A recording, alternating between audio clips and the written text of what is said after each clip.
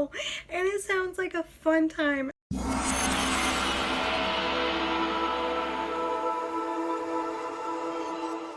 Before we get into what this video is about today, I am going to try something different with the editing style for this video to hopefully work my way around the issues with storage I've been having on my camera. So I hope you guys enjoy the new editing style in this. If you do, let me know. That'd be really helpful. I would love to see your opinions. Without further ado, I got some books today, so let's talk about them. Starting with book 1.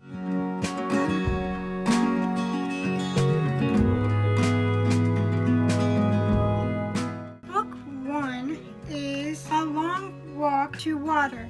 Now apparently this is based on a true story and it's set in 2 different time periods. You have one where a girl walks 8 hours a day just to get water for her family, and then you have another one that's set during a war where a boy is forced to deal with the 2 sides. And I didn't know anything about this going in. It was just on one of the tables in Barnes & Noble when I went. It was something that caught my eye, and I'm kind of hoping that a change in pace in my reading style will help me kind of get out of my absolute reading rut that I'm in, because I think that I've been reading too much fantasy. I've read fantasy my entire life, and I think that that is part of my problem when it comes to reading lately. So I'm hoping that a nice true story and a dose of reality in my reading will help get me out of my reading rut a little bit. So that's kind of why I picked this up, because it's not something I normally would pick up, which is exactly what I was looking for. And I have not heard anything about this book, so that's just a bonus. So the next book we're going to talk about is book 2.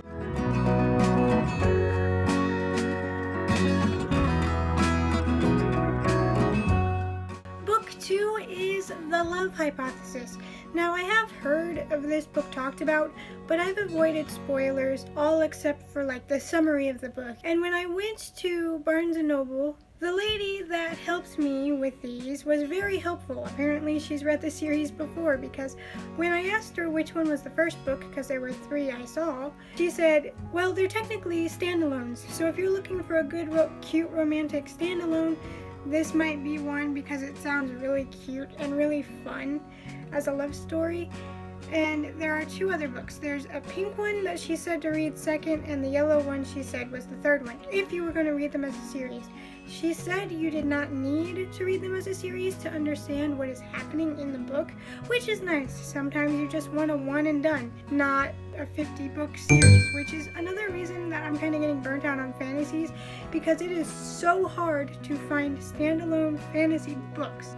This sounds very cute. It's about a female scientist who is struggling to find love in her life, so she decides to tackle that problem the way she knows how, by treating love like a science. She's going to try and find the one that she is meant to be with for the rest of her life by using this method, breaking it down into a love hypothesis. Will her hypothesis be correct? We don't know, but when I was reading the blurb on the back of this book, it sounds like fun. The blurb says this: when a fake relationship between scientists meets an irresistible force of attraction, it throws one woman's carefully calculated theories on love into chaos. As a third-year PhD candidate, Olive Smith doesn't believe in lasting romantic relationships, but her best friend does. And that's what got her into this situation. Convincing Anha, A-N-H, that's a weird name, that Olive is dating and well on her way to happily ever after was always going to take more than a hand-wavy Jedi mind trick. Science requires proof, so like any self-respecting biologist, Olive panics and kisses the first man she sees, which sounds like a whole mess. That man is none other than Adam Carlson, a young hotshot professor and a well-known ass, which is why Olive is positively floored when Stanford's reigning lab tyrant agrees to keep her charade a secret and be her fake boyfriend, which sounds again like a whole hot mess.